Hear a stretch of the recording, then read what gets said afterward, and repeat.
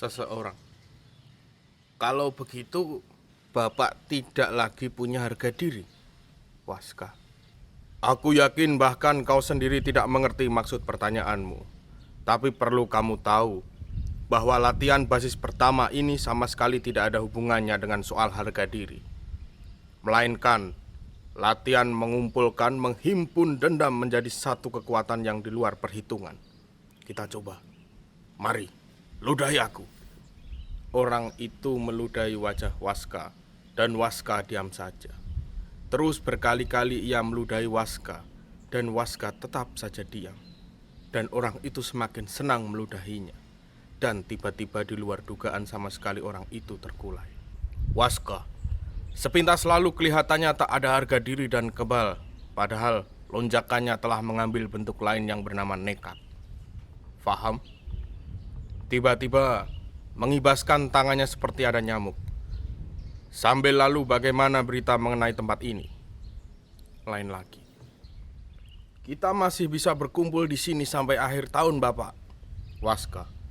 Bagus. Tahun depan kita cari tempat yang lebih luas daripada stasiun tua ini. Umang-umang tidak boleh putus asa. Orang-orang.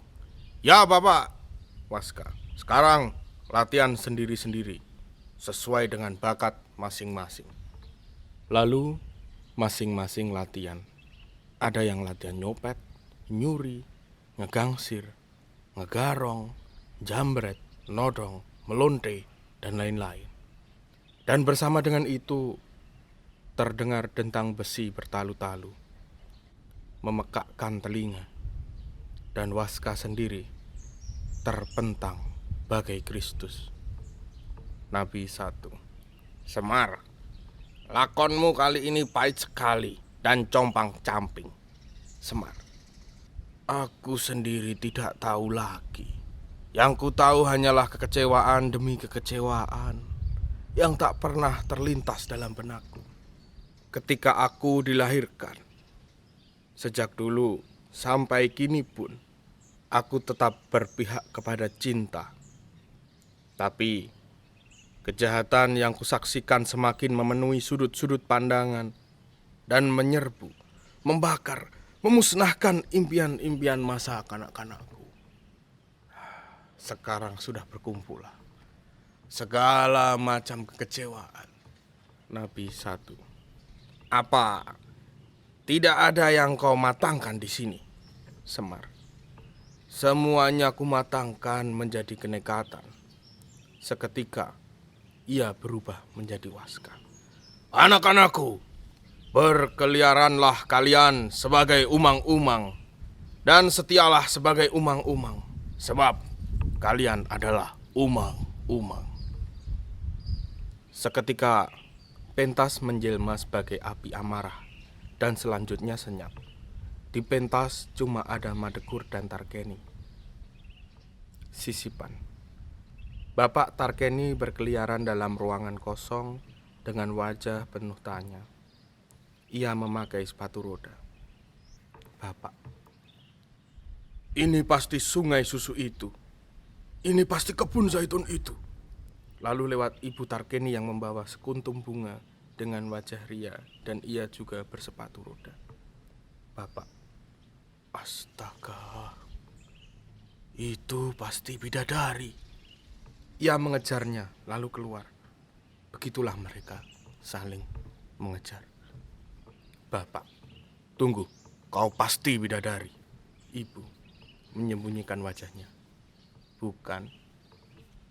Bapak, mengaku saja kau. Ibu, bukan. Bapak, kalau begitu, buka wajahmu. Ibu, saya malu. Bapak, atau kamu pelacur yang sedang menyamar? Hah? Atau kamu jangan-jangan pelacur yang sebulan lalu saya temui sebelum saya mati? Ibu membuka wajahnya. Setan, ternyata kamu hidung belang. Bapak, sebentar. Coba jelaskan, kamu ini siapa? Jangan marah-marah dulu. Jelaskan siapa kamu. Rasanya tak asing. Aku pernah melihatmu. Ibu, coba itu kau besarkan matamu dulu itu. Hah? Kau buka matamu itu. Lalu ia membelalakkan matanya. Bapak, hah? Bu, ibu, jangan sentuh aku. Kau kotor. Tempatmu di neraka nanti. Bapak, Bu, sudah lama sekali aku mencarimu di ruangan yang aneh ini, Bu. Ibu, akhirat goblok. Bapak, iya Bu, maksud saya itu. Ibu, jangan sentuh aku. Kau telah nyeleweng. Bapak, jangan dulu bersikap negatif begitu, Bu. Dengarkan, Ibu berpaling. Bapak, percayalah bahwa pelacur yang kutiduri itu persis wajahnya dan tubuhnya dengan kau, Bu. Matanya persis matamu, hidungnya persis hidungmu, bibirnya persis juga dengan bibirmu. Segala-galanya persis, segala yang kau miliki, yang indah menggemaskan itu, Bu. Ibu mematahkan bunga dari tangkainya dan melemparkannya. Bapak, jadi, Bu, secara rohaniah, malam itu aku tidur bersamamu. Semuanya adalah rindu. Rindu kita, Bu. Cinta kita, Bu. Ibu, betul, Pak. Apakah memang betul seperti itu? Bapak, kebenaran selalu sukar diungkapkan, Bu. Ibu, oh, Pak. Betapa setianya dirimu, Pak. Mereka berpelukan. Ibu, omong-omong, kapan kamu mati, Pak? Bapak, waduh, aku tidak bisa mengingatnya, Bu. Rasanya sudah lama sekali. Ibu, apa sebab kamu mati? Bapak, mungkin lantaran TBC, mungkin lantaran aku tak tahan menanggung malu terus-terusan akibat anak kita Tarkeni.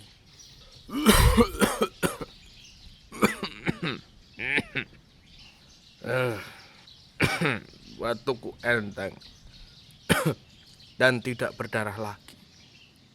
Ibu, karena kamu sudah mati, Pak. Kamu telah dibebaskan, bahkan dari penyakit sekalipun. Bapak, kalau begitu, mati itu enak ya, Bu? Ibu, sudahlah. Kau bilang tentang Tarkeni tadi, kenapa dia? Bapak, seperti kamu sendiri tahu, Tarkeni anak kita ternyata benar pelacur. Dan aku jadi malu. Ibu, boleh saja malu, tapi tidak usah terlalu lama. Bapak, kamu bisa begitu, tapi aku tidak, Bu. Selama dia jadi pelacur, selama itu pula saya malu. Bagaimana tidak? Kamu tahu dari buyut saya sampai ayah saya, semuanya penghulu dan ulama terkenal. Dan Tarkeni, coba lihat.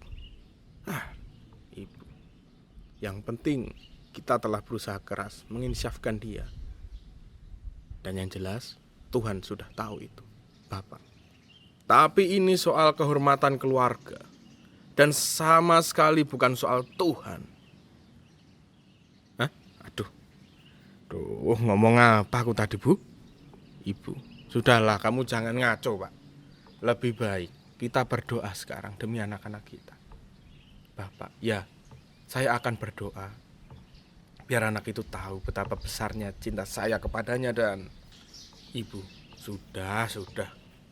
Bapak, kesucian namaku dan nama keluargaku haruslah. Ibu, sudah kubilang toh.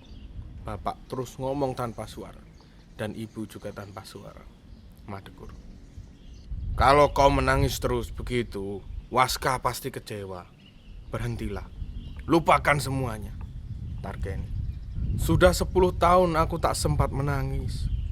Biarkan aku kini menangis barang 2 menit untuk kematian kedua orang tuaku.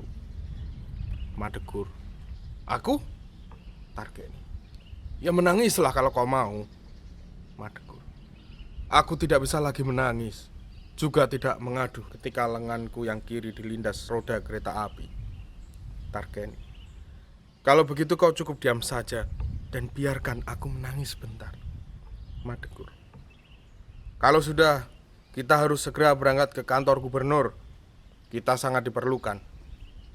Tarkeni, Madegur, biarkanlah aku menangis dulu, baru kita bicara lagi. Madegur, baiklah. Sana, menangislah. Tarkeni lalu menangis. Seseorang muncul.